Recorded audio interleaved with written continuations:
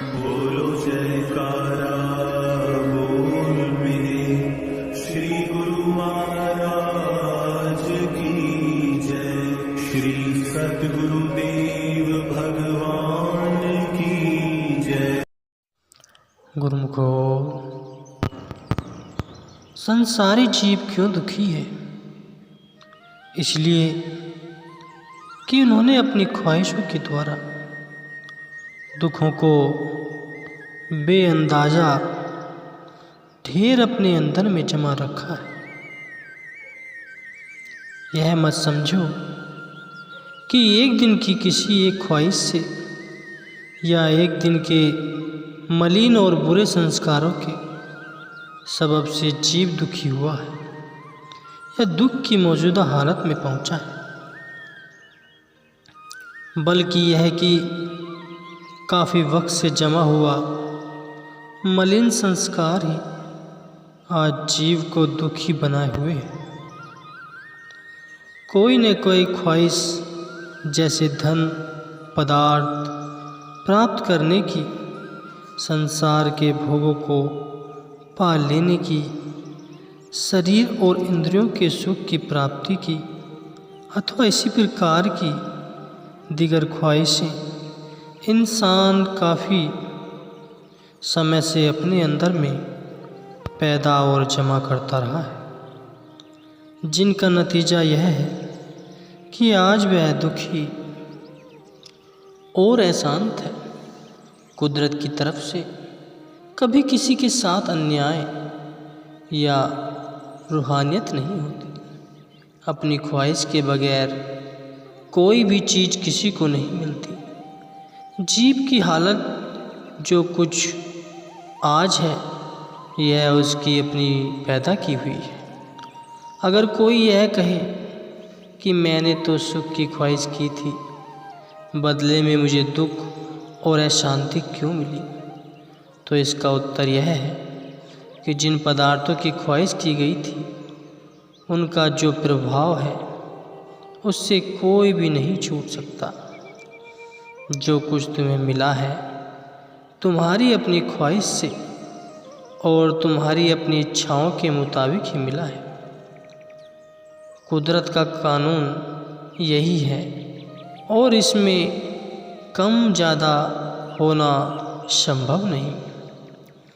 कर्म फल से कभी गफलत और गाफिल मत रहे, क्योंकि गेहूँ बोने से गेहूँ पैदा होता है और जो बोने से जो ही पैदा होता है।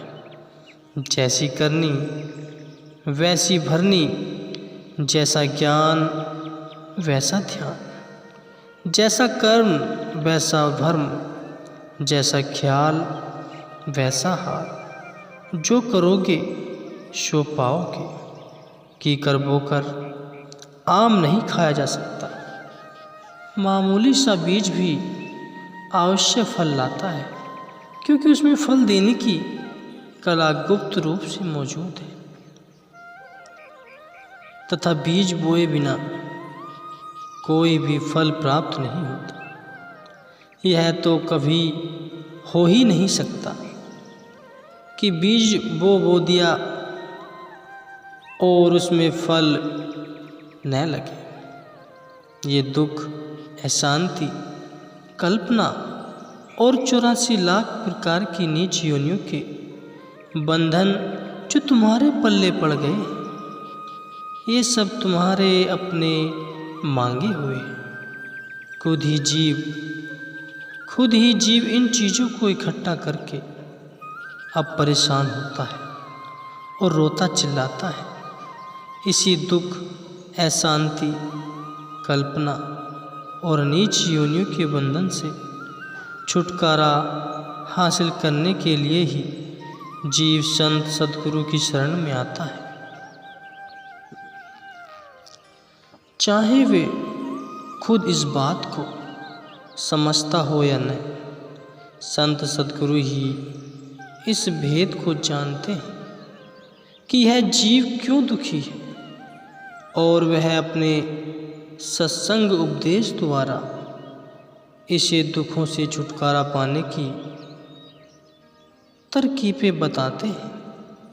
विचार इस बात का करना चाहिए कि जिन पदार्थों की ख्वाहिशों में मुब्तला होकर, शामिल होकर दुखों की पूंजी इकट्ठी कर चुके, वे पदार्थ जो एक न एक दिन हाथों से निकल ही जाएंगे, किंतु उनके प्रभाव और उनके संस्कार तो तुम्हारे साथ मौजूद रहेंगे। पहले भी अनेक जन्मों में जीव ने यही धोखा खाया है कि मायावी पदार्थों की ख्वाहिशों के जरिए अपने अंदर में मलिन संस्कार जमा कर लिए। नतीजे के तौर पर आज उसकी हालत दुख भरी हुई है। भला यह कहाँ की बुद्धिमानी है कि जीव खुद अपने लिए दुख के सामान खरीदता फिरे, काल माया के बंधन में फंसने का अपने लिए खुद ही प्रबंध करे और खुद ही काल और माया की गुलामी को कबूल करते हुए अपने दुश्मनों के साथ मेल मिलाप अथवा गांठ जोड़ बनाए रखे। अब इस गफलत से जीव को जो कोई जगाता है तो उसे बुरा महसूस होता है, क्योंकि सुरती अब इन्हीं चीज़ों में अटकी और फंसी हुई है। अब इन्हें छोड़ना बुरा लगता है। अब वही काल माया की गुलामी जीव को पसंद है और रास आ गई है। सद्गुरु नहीं चाहते कि यह माया का गुलाम बना रहे, अतः वह इसे इस गुलामी से छुड़ाना और आज़ाद कराना चाहते हैं। अज्ञानवश जीव यह समझता है कि मायावी पदार्थों को पाकर मैं उनका मालिक बन गया, मगर यह गलतफहमी है। संतों का कहना है कि जीव खुद तो उन मायावी पदार्थों का गुलाम है और उनके अधीन हो चुका है, फिर भी अपने आप को माया का मालिक समझ रहा है। यही धोखा, गलती और गुमराही है। जब कोई शख्स दुश्मनों के पंजे में पड़ जाए तो फिर भला दुश्मन अपने कब्जे में आए हुए प्रतिद्वंदी को सुखी क्यों रहने देगा? यह सोच लो। अब जीव की हालत यह है कि इस गुलामी और बंधन से छुटकारा या निजात हासिल करने का ख्याल तो कभी पैदा ही नहीं होता।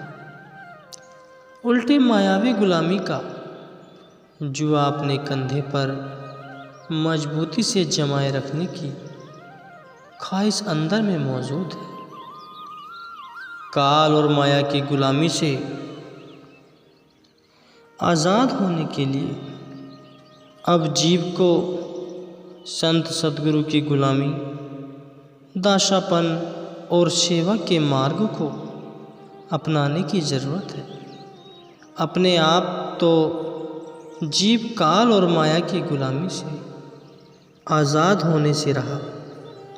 सद्गुरु जीव को इन बंधनों से छुड़ाते हैं और संत सद्गुरु की शरण अनेक जन्मों के शुभ कार्यों के सहयोग से ही मिलती है।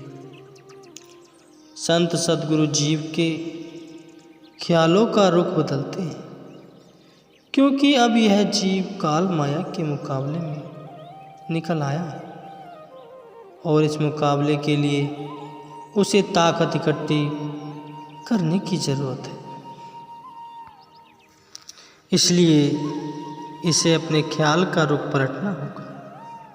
कर्म वही रहेंगे, केवल ख्याल का रुख पलट देने की ज़रूरत है। तुम सत्चित आनंद, निर्मल चैतन्य आत्मा हो। तुम शरीर नहीं हो, यह शरीर तो महज तुम्हारे बैठने के लिए एक मकान या सफ़र करने के लिए गाड़ी के झकड़े के रूप में तुम्हें मिला है। इस छकड़े या गाड़ी का रुख पहले गलत दिशा में है, अर्थात यह काल और माया की दिशा में दौड़ रही है, अथवा यह गाड़ी 84 लाख योनियों और नरकों की ओर भागी जा रही है। अब इसका रुख बदलकर संत सद्गुरु की तरफ कर दो और इसका काल और माया की मंजिल की बजाय कुल मालिक के धाम को लक्ष्य बनाकर उसी दिशा में जाने वाली लाइन के लिए बदल डालो। इस तरह का बदलाव का काम सद्गुरु ही करते हैं और वही कर सकते हैं। सद्गुरु की भक्ति, उनकी आज्ञा पालन और उनकी सेवा कुल मालिक से मिलाने वाले तथा मायावी पदार्थों का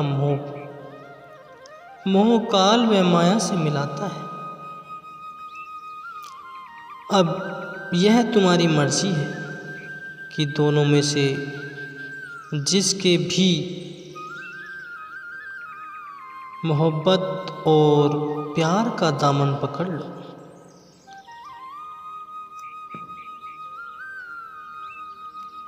जब कोई जानबूझकर भी गलती और गुमराही की तरफ जाए तो उसे क्या कहा जाए?